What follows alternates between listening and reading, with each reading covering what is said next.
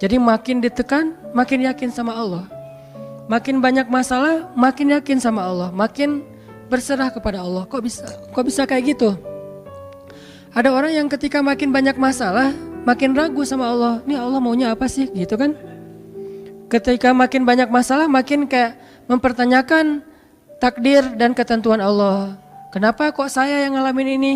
Kenapa saya dari dulu gak selesai-selesai masalahnya? Kenapa justru setelah saya berhijrah malah banyak masalah?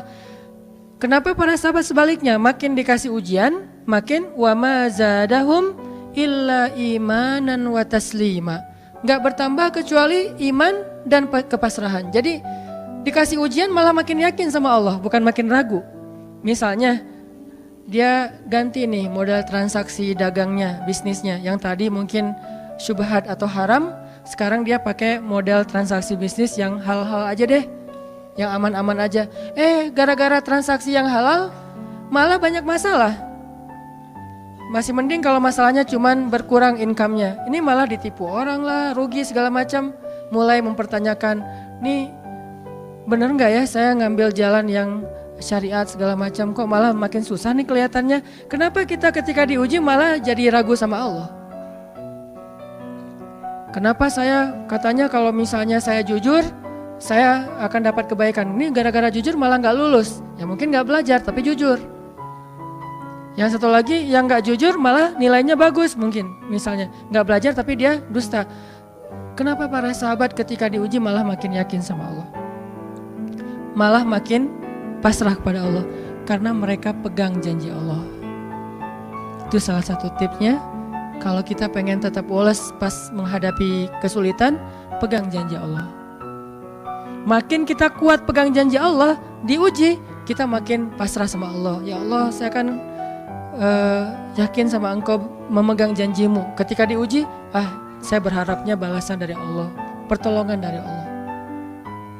Kayak yang pernah saya sampaikan dulu, kalau kita dapat musibah, yakinlah kepada janji Allah.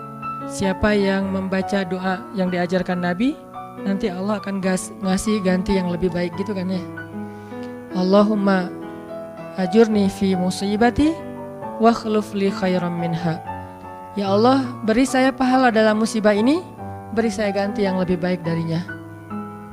Kalau kita pegang banget dengan janji Allah lewat doa ini, kita ketika dapat musibah setidaknya gak akan panik habis-habisan. Gak akan putus asa dalam menunggu pertolongan Allah. Setidaknya kalau gak bisa woles-woles amat, gak bisa tenang-tenang amat, minimal gak panik habis berlebihan. Kalau musibahnya musibah kematian, gak bikin kita meratapi kematian. Kenapa? Kita pegang janji Allah SWT. Makanya kan ada cerita seorang ayah yang diberi musibah dengan wafat 2 orang anaknya. Anak laki-laki pertama meninggal. Dia bilang innalillahi wa inna ilaihi rajiun. Anak laki-laki kedua meninggal, dia bilang innalillahi wa inna ilaihi rajiun. Semua ini milik Allah. Allah yang memberi, Allah juga yang mengambil kembali. Suka-suka Allah, pasrah gitu. Nerima, ridho dalam bahasa agama. Bukan ikhlas ya. Kalau ikhlas itu dalam bab ibadah. Kalau dalam bab takdir namanya ridho.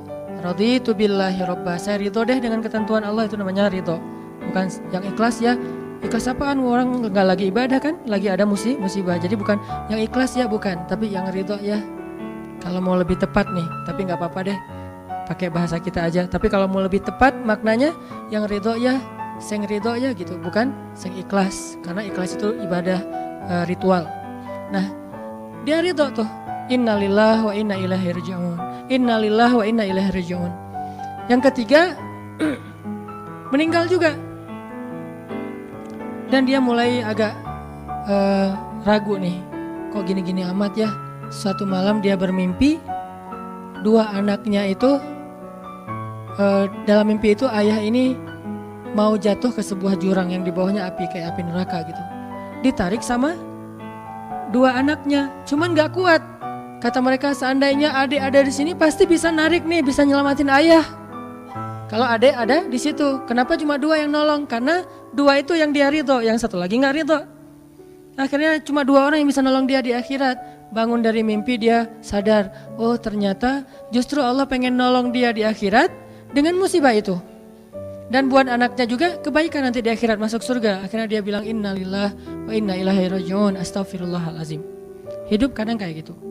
Ketika kita pegang janji Allah, ada sesuatu yang kita tunggu di dalam kesulitan hidup kita. Sehingga buat kita selalu punya harapan.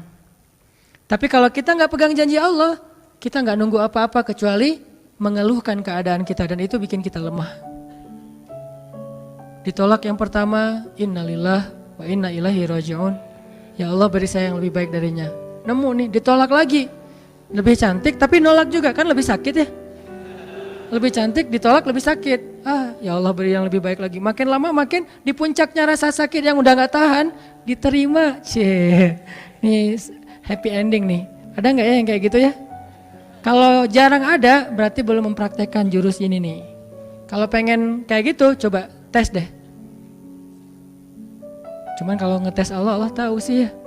Coba deh praktekin, bukan ngetes, praktekin. Nanti pasti kita akan ngelihat hasil yang luar biasa. Jadi pegang janji Allah. Saya kalau nggak selalu sih, kadang-kadang nih, terutama hal-hal yang masih mampu.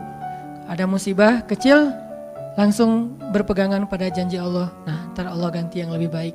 Tapi itu harus dengan bahasa hati ya, bukan dengan lisan doang nih.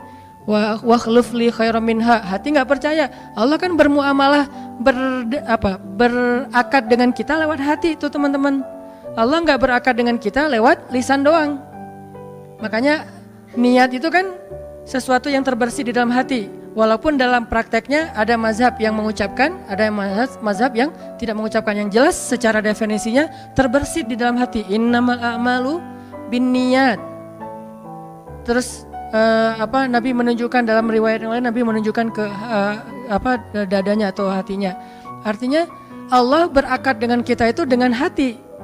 Jadi kita kalau mau ditolong Allah, katakan kalimat itu dengan benar-benar yakin di hati kita. Wa khluf li khairam minha. Emang yakin saya Allah bisa ganti nih. Yakin. Gimana caranya? Itu bukan bagian kita, itu bagian Allah. Bagian kita berharap, bagian Allah memberikan cara. Jangan sampai kita mengambil bagian Allah. Pasti kita akan kebingungan. Orang kita bukan Tuhan.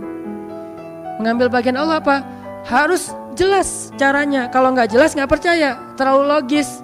Akhirnya nggak lagi ada ruang untuk kita berharap kepada sesuatu. Jangan mengambil bagian Allah. Gimana caranya? Ya terserah Allah. Yang penting saya berharap Allah ganti yang lebih baik. Ikhtiar urusan kewajiban kita kepada Allah. Bukan cara itu teh. Kewajiban kita kepada Allah. Ikhtiar itu dalam agama kayak ibadah, sholat, puasa, zakat. Bukan jalan untuk menemukan suatu kebaikan, karena Allah yang menentukan. Kadang-kadang kita ikhtiar ini jalannya dari yang lain. Kita ngejar, ternyata dapatnya justru yang sering pakai curhat. Kan beda-beda kan cara Allah ya. Kita ngejar, gak berhasil, curhat lagi ke teman kita di sebelah. Ternyata dia, bukan dia yang jadi sama dia, kita jadi sama dia gitu maksudnya. Ini artinya emang Allah yang punya cara, asbab, subul. Walladzina jahadu fina lanahdiyannahum subulana. Orang yang bersungguh-sungguh di jalan kami yang akan tunjukkan kepada cara-cara menuju kepada kebaikan. Subul bukan cuma satu. Kalau satu sabil, ini berarti Allah yang punya cara. Ya Allah, beri saya ganti yang lebih baik. Saya yakin banget nih. Kata teman kita, caranya gimana? Kayaknya mustahil deh. Allah punya cara. Allah bisa mendatangkan sesuatu dengan cara-cara yang kita mengerti, ilmiah, logis. Bisa yang dengan cara yang kita nggak ngerti, nggak ilmiah, nggak logis. Bisa juga dengan sebalik dari apa yang kita ngerti. Kita ngertinya gini, Allah bikin yang sebaliknya. Allah punya banyak cara.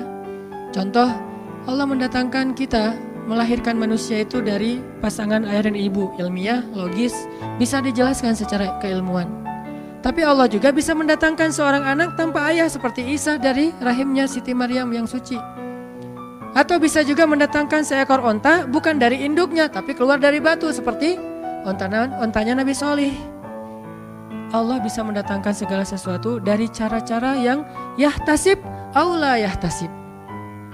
Yang kita mengerti atau kita tidak mengerti. Makanya Allah mengatakan wa yarzuqhu min haitsu la yahtasib. Allah kasih rezeki dari jalan haitsu la yahtasib, yang gak pernah kalian duga. Berarti kalau masih keduga bukan itu jalannya. bisa sih kayaknya jalan ini, bukan itu. Bisa sih ini, bukan itu. Terus jalannya apa? Yakin, itulah jalannya. Allah yang akan mendatangkan dengan surprise. Kayaknya surprise itu lebih seru sih. Dan surprise Allah itu emang pasti. Kalau surprise teman kita pas kita ulang tahun, kenapa ya hari ini kok biasa-biasa aja ya, gak ada yang ngucapin, gak ada yang ngasih hadiah misalnya ya.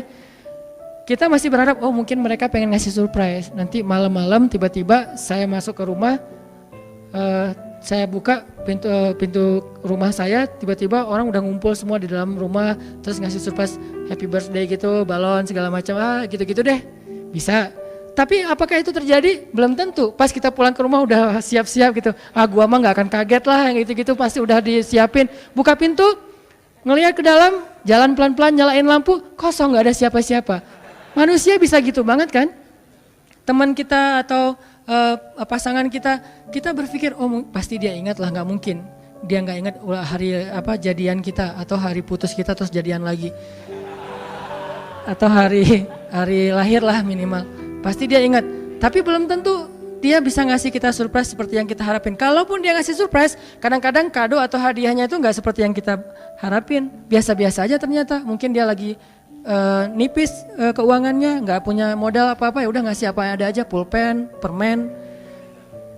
Nah, Allah nggak gitu. Allah kalau ngasih surprise itu benar-benar ngasih dan buat kita benar-benar ngerasa beruntung kalau kita percaya. Makanya berakatlah dengan Allah lewat hati. Hadza ma wa'adanallahu wa rasuluh wa sadaqallahu wa rasuluh. Benarlah Allah dan Rasul. Hasbiyallah atau apapun ucapan-ucapan belief, termasuk wa khluf li khairam minha, beri saya ganti yang lebih baik darinya. Tapi kita berakad itu dengan hati. Allah tunjukin tuh. Ini yang bisa bikin kita sedikit lebih tenang atau banyak bisa dapat ketenangan kalau kita dalam kondisi yang sulit. Kalau diuji dalam hal-hal yang kayaknya mentok gitu, mau kemana lagi nih, mau gimana lagi nih, mau apa lagi nih, kan gitu kan?